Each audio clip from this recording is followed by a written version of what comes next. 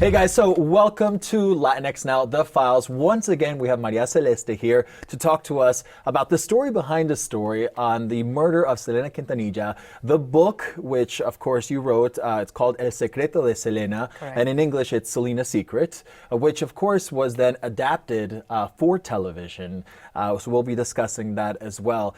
The initial reaction to it, I guess the word you could use is controversial, right? Oh my God, you're right. Yes. To say the least, it was controversial. It was very difficult at the beginning because when you publish a book, for you it's like having a baby. You waited so long to write it. And then it goes out there. When you see it in the stands, you're so excited. Your heart, it beats really fast. And then when I saw the controversy that started when the father opposed the book, I was very taken aback. I didn't think that was going to happen because I had interviewed him many times and he had given me a lot of insight about what happened in the months previous to Selena's death, how he discovered what was going on with the murder and all that. And all that is in the book. So when he started saying that the book was written based on the lies of the murder, I was pretty shocked. I think that's the biggest misconception about the book. Yes, absolutely. Right. Absolutely. It just so happens that it came out at the same time that the movie produced by the father came out. So many publications said this is a tale of two cities, like two different things, of the same story, two different things. I didn't know that either. Yeah, and it really wasn't two different tales. It was the same tale because both stories talk about a superstar that was discovered with an incredible talent since she was 6 years old. Right. And he takes it all the way to the point that she becomes almost mega famous, but not there yet. Right. And then of course she dies. My story begins exactly at the point in which the other story ends. That's where mine begins. Right. Which is when she gets killed, and it talks about the trial, and it talks about everything that happened after, and it talks about the months previous to her death that were so instrumental to understanding what happened with her and why she was killed. So it's all about her. And it's all about the same person. Definitely, I think that it is controversial because people thought that one was trying to steal the spotlight of the other. And in my case, that wasn't it at all. It was pretty much unplanned that way. We were supposed to release it a little bit before the movie, and that didn't happen. And then we ended up saying, well, let's do it at the same time because everybody's going to be talking about it. Of course. So when it came out, we were very excited, but it was very controversial because the father was not in agreement with it. Then again, he really is not in agreement with anything that has to do with a project that he does not supervise directly, which I respect. But mine was based in facts, and it was done respectfully. So I kind of felt uncomfortable when he started making reference to my book and saying that it was full of lies, that it was done according to the version of Yolanda Saldívar, the murderer, and none of that was true. But how could I explain it? So at the time, my best way of doing it was by donating the proceeds so that people would know that I had no monetary, interest in it. Correct. Not that I like to give money away. No, none of us. But so that first of all, books don't make that much money, No, even they if they're successful, unless they're Harry Potter. Of course. And I have a career as a serious journalist. I didn't want it to be, damaged by the implication that I had, taken advantage of the memory of Selena and the blood money kind of a thing. Right. So I said no. I said I'm not going to do that. I'd rather give up that money, and do something good with it. And maintain my integrity and my reputation. Right, of course. I think it was the right decision at the time. So when that happened at the beginning, I was very shocked by that reaction. I was just going to ask you that because, again, you do your homework, you prepare for this, and then obviously, since it's all based on facts, you say, well, no one should have a problem with this. It's based on facts, yes. Right? But again, there was a controversy around it, and you just said you were shocked about it. I was, and it was based on facts, and it was written very respectful to her memory. And so I was shocked. But then when her father opposed the book, I realized it might not even be that personal, because he opposed other books. He opposed another book that was published by a reporter back then of Texas Monthly, which was about Selena's musical career. And I read the book and I thought it was like so nicely done, and so it was like an ode to her musical career, and the father opposed that. And then years later, the widower, Chris Perez, wrote another book. That's right. He had his own book. He did, about their love life, Right. and what they went through as a marriage. And the father opposed that as well. And he ended up being even the subject of a lawsuit, the former Right. Son-in-law. So you weren't taking it personally. So I didn't take it personally, but I realized that it wasn't because of me. And I understood. I said, well, he wants to keep everything under his wing, and I respect that. No, absolutely. In the moment when you realize, okay, there's this controversy looming over this book, again, you being María Celeste, with an incredible reputation, integrity, obviously decide to do with the monetary, with the money. At what point then were you just like, oh my gosh, did I make a mistake? Should I not have done this? Did that ever cross your mind? No, because I knew that everything that was in the book, that is in the book, it's true, it's factual. Right. If I had the slightest doubt about it, I would have regretted it. But no, I knew it was factual. I knew that it was ironclad. I knew that it was done from a point of view of admiration to Selena and her memory, of putting myself in the place of the family. And of course, it can never be the same because I am not family. Right. But I tried to do it with the most amount of sensitivity that I could. Did you have any contact with her family after that, or how was your contact, with the family after you released this No, book? I never had any contact again. I know Still to this day? I saw a couple of times AB, Okay. and he was very nice. He was very polite. Mm-hmm. But that was long after I published the book. I think if I would have saw him right after, the father was so upset that that would not have been his reaction. But he was very polite afterwards. And no, I never came into contact with them, or there was no communication. Only what I read in the media, and I guess what he read about me in the media. Of course. Yeah, I'm sure that you obviously had interest from not just the Latino media, but from the mainstream market as well in regards to this book. Were you expecting that? I kind of was, because when she died, when she was killed, everybody in the world wanted to know about her. I mean, Right. she made headlines in Japan, London, everywhere in the world she was being talked about. So I knew the Anglo market was going to be talking about it, because all the news magazines were talking about her. And I expected it, but I think it went even beyond what I expected. Right. It did. Beyond. It did, beyond, because since it was released at the same time of the movie, there was so much talking about it that it kind of like the book kind of piggybacked on that. Right. Now it's incredible because, again, as you said, this was 23 years ago. 23 years ago. 23 it's, years. it's crazy, Eternity. right? 23 years ago. Yet here we are, not only discussing it, right, but also knowing that there is a series That's right. based on the book as well. There's right? a series called El Secreto de Selena that has been done with the same care and the same consideration and respect to her memory as the book was made. And I think that people are being very receptive about it. Now, when you were doing the investigation, it was the publisher that came to you, approached you, and said, write a book.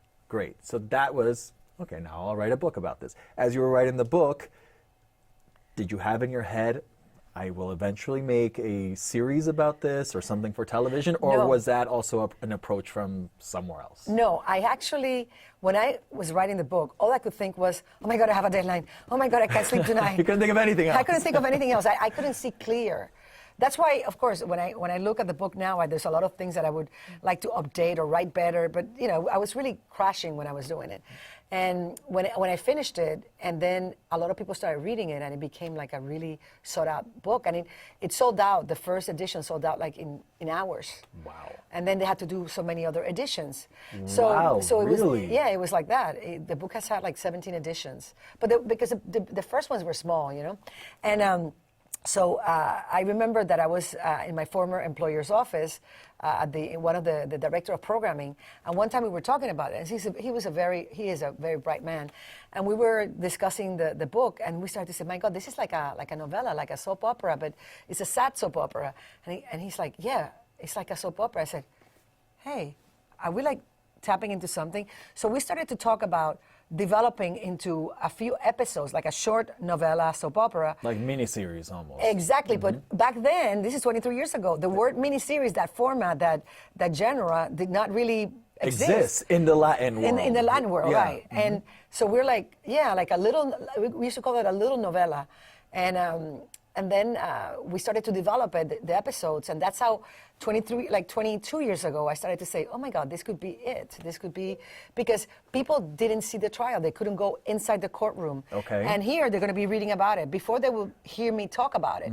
But, you know, there's a new dimension when you can actually see it in video. And for the miniseries that we did, you see it and you're transported. The courtroom is identical.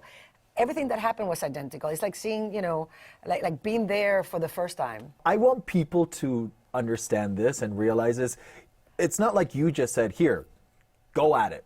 Enjoy, have fun, and show me the end product when it's done. No, you have been involved throughout the entire process. Well, one of the things that were really good about having to wait for the production of the miniseries is that now I have more experience, and now I have you know, more knowledge about how to produce things. So one of the things that came into the package of producing the miniseries and my selling of the rights is that I wanted to be executive producer, because I really wanted to be very careful about this product, make sure that that the story was told with respect to Selena, that it was nothing was invented or exaggerated for the purpose of viewership. It didn't have to. So I wanted to make sure that it was that way.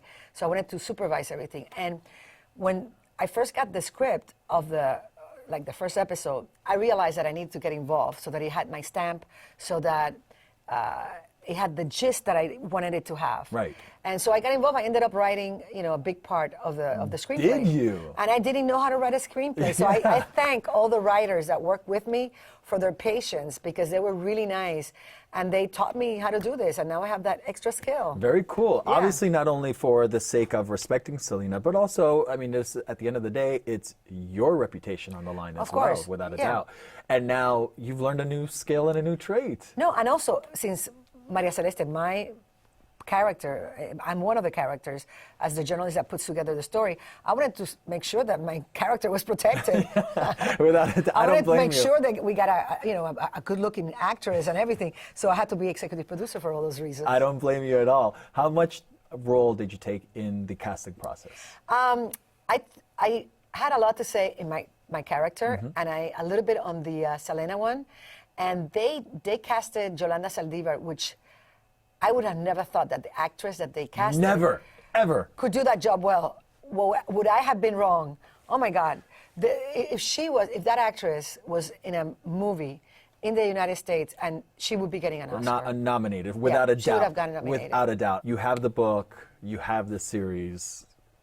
Is there anything that's coming next? Well, I just ended recording the audible version of the book in both Spanish and English. Okay. And that was quite an experience, because I'm used to reading the news and talking about issues that have to do with news. Yeah, of course. And here I had to basically act. And it's very, if you find it hard to act, imagine acting that all you can relate to is the voice. Of course. So it was very hard, because as I was doing it, first of all, I had to relive all that time. So it was like being transported to that. I had to, channel those moments again. And I also had to do the voice. I had to do Yolanda Saldívar, for example. And she had a very particular voice. Wow. And there were 9 hours in which she was inside the truck, that she didn't want to give herself up, talking to the police. And those were 9 hours of complete anguish. So when I had to do the sections that had to do with that, like her voice, screaming, and in English, with my accent, you can imagine, we had to do like 200 takes so that they could understand me. They could understand that it was her. So they could understand the anguish. They could understand the feeling that I was trying to convey. And that it was well done, just and overall. that it was well done, yeah. So it was quite when I would get home after those recordings, I had to shake off that feeling of hopelessness Right. and craziness that she had during those hours. It was tough. You know, I got to say my hat's off to you, María Celeste, because, again, being the absolute pro in your field, and then you go ahead and challenge yourself is really what you're doing. It's a good thing to do challenge all of these yourself. different things. Yeah, absolutely. I think it's very inspiring. It's very inspiring, and you know, for someone that obviously in my shoes, that's in the first stages, you know, of his career. You're doing a and for great job. anyone- Oh, You're doing thank a you. great job. Thank you. I was thinking I could hire him for my show, but then you're doing these bigger, better things. No, I'm hireable. But you know, I think that anyone that's listening or watching, you know, this right now, I really think that they can take a lot just out of even just that period. You know, you've always pushed yourself to that next thing, and I just think that that's fantastic. So just a little side note for you. Well, that's something in Spanish we have a saying: "De los cobardes no se ha escrito nada," which means nothing has been written about cowards. It's true. And it's true. History has shown that the people that have guts are the ones that make It's it. very make true, it to history. without a doubt. Now, talking about making history, I think that you know, perhaps this is the best way to close all of this. Is had Selena not been killed on that fateful day, where does María Celeste think she would be today? She would be, I think she would have gotten a couple of Grammys. I think she would have quite a few kids because she liked big families, and she expressed many times that she wanted to be a mother. I don't know if she would have been the world superstar that she is now, but she would have been famous because she was very talented. Right. And I think she would have done a very successful crossover, as we saw with her book, with her music in Dreaming of You. Correct. I don't know if we would be having these files about her success, if we would get to that point, but I think she would have been happy. I think she would have been. Yeah. María Celeste, thank you so much for joining us here on Thank Latinx you. Now, the Files. I hope you had a good time. I as loved well. it. I loved it, yes. I do feel like you and I could sit here and talk forever We could. on many different topics, We could. right? And maybe we'll have to revisit this. I would like that. Maybe we'll do a Latinx Now, the Files, María Celeste. In Spanish. Yeah. Please. No, what are you talking In about? English, as well, you know. You can bilingual. handle any language. Bilingual. You can handle any language. Well, again, thank you so much. Thank you. And I certainly hope that, you know, we are able to cross paths once again. Oh, we will. We will. We will. Yeah. Thank you so much. Thank you.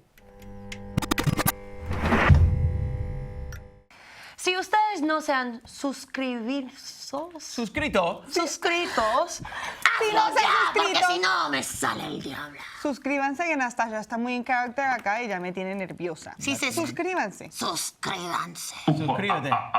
Es el momento. Ay, Dios mío.